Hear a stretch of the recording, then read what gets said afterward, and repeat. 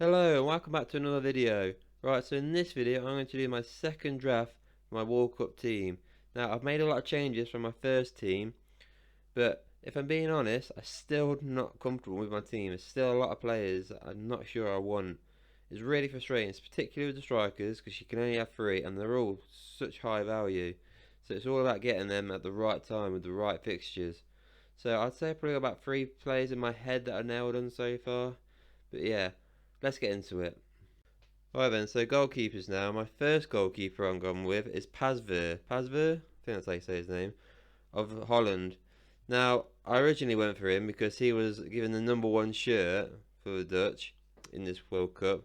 But since then, the manager's come out and said he's only got that because he's the oldest player. Which is really frustrating because I want the Dutch goalkeeper for my team. Because every single one of those goalkeepers is currently at 4.5 million. So to have a 4.5 million goalkeeper for Holland starting, and they've got games against Qatar, Ecuador, I just see that as easy points. And I can see the Dutch going far as well, so I could have him for a lot longer. So I'm hoping to find out some news close to the time about who's going to be the starter keeper, because I want that Dutch keeper. And my second goalkeeper is Diego Costa, which is weird saying, Portugal. Now, I've done a few drafts on my own, and it seems to be every time he's getting back into this team. So he weren't in my first draft, but he's in this draft now.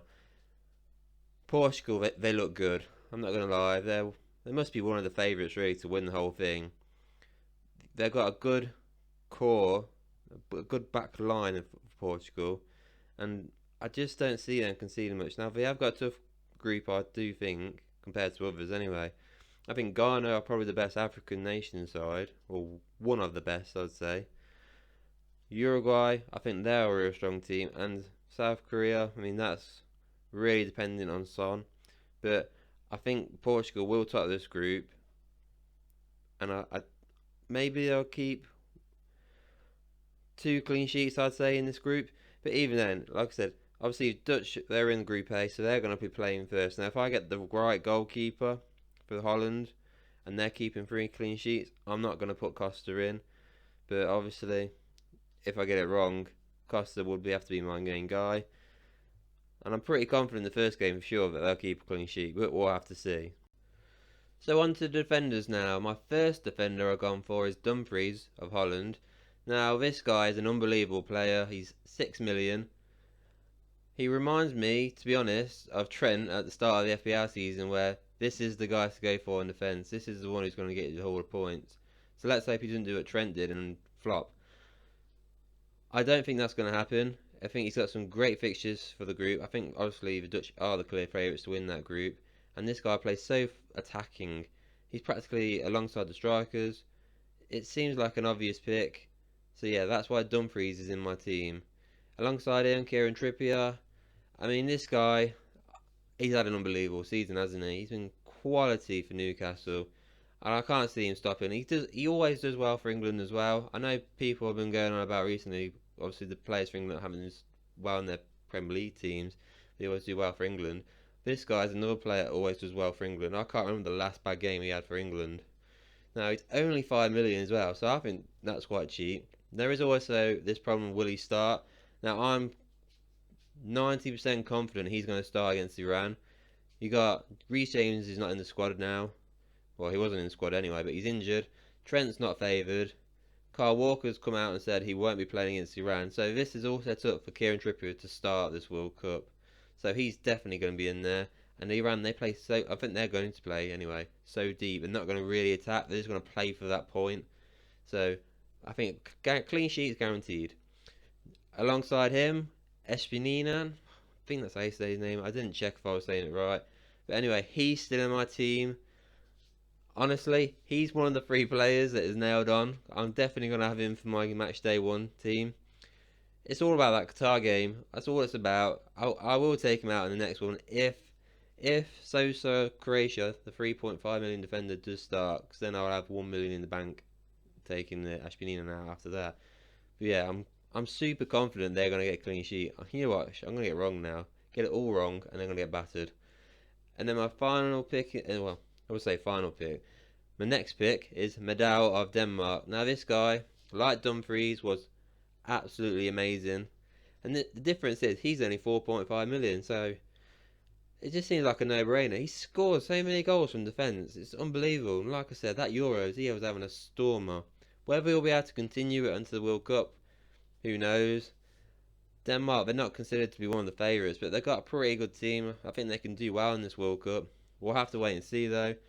I mean, they could flop, but he's only 4.5 million, so it's somebody to consider. And then finally, this is finally, in my defence, is Pavard of France. 5 million, World Cup winner. I think he's the favourite to start right back. He was in the last World Cup and in the Euros.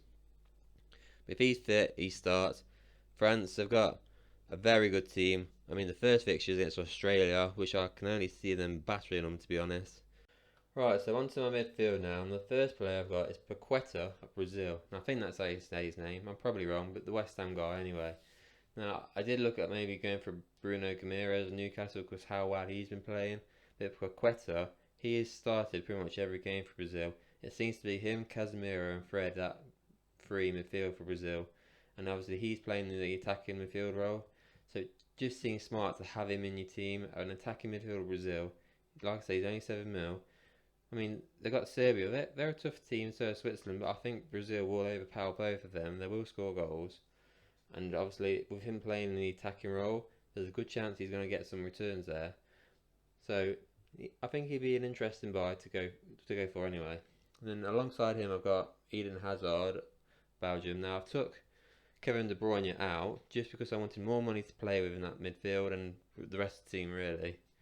Now, my biggest worry for Eden Hazard is will he be fit enough to play in the World Cup? Now, Canada's their first game, Morocco's second game. Those are two, to be fair, really easy fixtures I think for Belgium.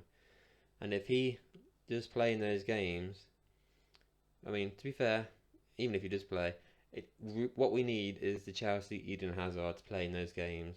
Now he's just played 71 minutes for Egypt, well not for Egypt but against Egypt for Belgium. Now he didn't score and he went off like I said. So it does look like he will probably start for Canada, but is this going to be the old Hazard or is it going to be this newer version who looks like he might be just past it or he just can't get fit anymore? We'll have to wait and see. But yeah, if he does play like he did at Chelsea for 8 million, that is a bargain. 8 million Eden Hazard. And alongside him there, you got Bergwijn, another Dutch player, my third Dutch player. Yeah, so he's in there. He's 7 million he costs, and he plays. I mean, in this game, it says he plays in midfield, but when you look at how he plays for the Dutch, he actually plays up front. Him and Depay, and I don't know if Depay will play the first game. I've heard stuff, but you know, people could be just telling lies and all that. So yeah, Bergwijn looks like he would play up front, and if he's playing up front, I mean, he's got Senegal first game. They've got no Mane, so they're probably playing more defensive because they don't want to lose that game. So it looks like they're on the front foot. Good chance to score goals. In the other two games, like Ecuador and Qatar, I think they'll run away with both those teams. So yeah, they're good fixtures. So I can see him getting some goals. And like I said, he plays midfielder on this game, but it's basically like having another striker in your team. So that's why he's in there.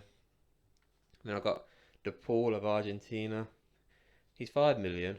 He starts. He's very creative. He's a good player, to be fair. Not playing well club football, but internationally for Argentina, he seems to always step up. In that first game in Saudi Arabia, a 5 million starting Argentina midfielder against Saudi Arabia, where this could either be a 1-0 game. Cause to be fair, I don't know if they will get walked over, or it could be a 6-0 game. I don't know the Saudi team that well, but we'll have to wait and see. So he's in there, and then finally I've got Gundogan of Germany. Got a German midfielder in here. Apparently he takes penalties for Germany, from what I've heard. So there's a plus. We've seen him at Man City. We see how he plays. He's like I'd say like a Jude Bellingham, where he's always getting forward. He's like a box-to-box guy, always getting shots in, scoring goals, creating something. He's like an underrated midfielder, I'd say. And then finally my strikers. Now the first one is Neymar of Brazil. Now this guy, whether you love him or hate him, he scores goals. He always scores goals. He's a nifty player. He's a trickster. He's guaranteed to start for Brazil.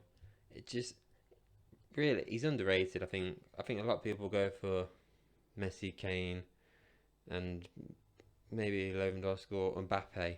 Mbappe, they'll probably go for those three. The Neymar might get pushed to the side a bit. People might not rate him because they don't really like him. That's probably the honest opinion. They don't like him, but he scores goals, and that's what you want from your teams. Now, the group, obviously, I've said before, it's probably not the easiest, but I still think Neymar will score past them all. So yeah, he's close to beating Pele's record. So he's clearly not a bad striker. So he's in there. Alongside him, Martinez. I got him in there again. The reality is he's going to be in my Matchday 1 team instead of Messi. Reason is he plays in the middle for Argentina. That's the main reason. He starts as well all the time for Argentina. He plays in the middle. They've got, all three of their group games I think were really good. Hopefully they play better than they did in the last few World Cups because they have been really disappointing. But this is the first one where he's starting up front. Cause before we've had like Aguero, Higuain, other strikers. I can't think off the top of my head. But they're just disappointed. Hopefully this guy doesn't. I'm putting all my chips really on this guy instead of Messi. But Messi didn't actually score in the group games last time. He only scored in the knockout rounds. So it's a gamble, but I think this will pay off. Hopefully. And then finally Harry Kane. He got the golden boot at the last World Cup. I don't like him, but I think he's a great striker to be fair.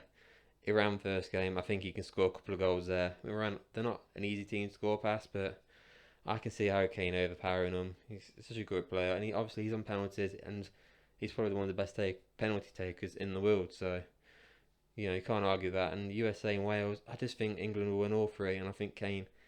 This is where he gets his golden boots really in the group games. So yeah, good fixtures for him. So that's why he is in this team. And there you have it. That is my second draft for the Matchday 1 World Cup Fantasy Football. Now, please don't forget to like this video, subscribe, and I'll see you all back on the next one.